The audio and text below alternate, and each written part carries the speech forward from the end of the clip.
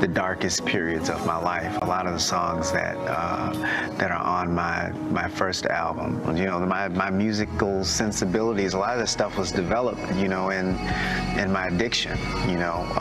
So I would be, you know, at the Detroit Rescue Mission or in the Salvation Army, you know, or in the soup kitchens, you know, if they had a piano there, I was on it.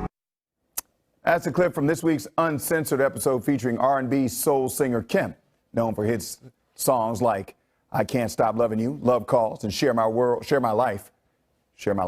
Kim tells the story of his early life, legendary career, and more. And this morning, Kim joins us to talk all about an upcoming episode of Uncensored and more. Good morning to you.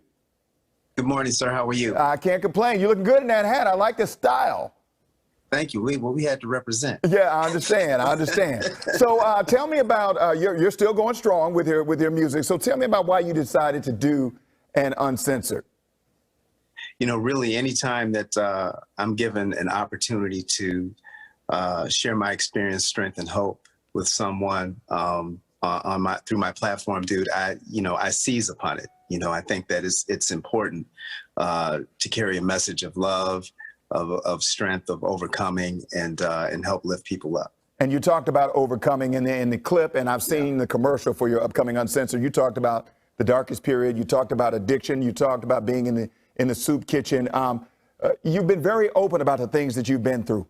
Why tell that particular part of your story, and what do you hope people take away from it when they see it? Because I think that people need to hear, you know, how we get over. You know, you never know how your story, how your experience, how your testimony will affect somebody else. You know, someone may hear my words of encouragement, and that will be the catalyst to helping them pull themselves through addiction or through any dark period of their lives. You know, so it's something that sharing my story is something that I don't take for granted, and it's something that I really consider a privilege and a responsibility to do. All right, in an era where you are a big singer, you sing love songs, you sing good R&B music, are you concerned that, you know, R&B music may be sliding even further back, and then hip hop is taking over the world, and you know, R&B music may be like a kind of a lost art? Are you concerned about that? No, not at all. You know, you know, I'm 20 years in the game now, you know, and there's a host of other young, brilliant, bright talent who are trailblazers in their own right, like her, Khalid, SZA. I mean, just so many, man. We're all of us in the R&B game, I guess, in any genre of music. We're all just chomping on the bit to get back out on the road and perform. All right. Okay. Well, that's good. That's good. Tell me about you. I didn't know this until recently. You actually produced some music with Ron Isley of the Isley Brothers. Is that accurate? Yeah. You guys worked together back in 2013. Tell me about that experience. We did. I actually worked with Ron on two separate projects. One was for a song called "My Favorite Thing," which was featured on his album, and then we did a Christmas song titled "Jesus" with him, myself, and Patti LaBelle.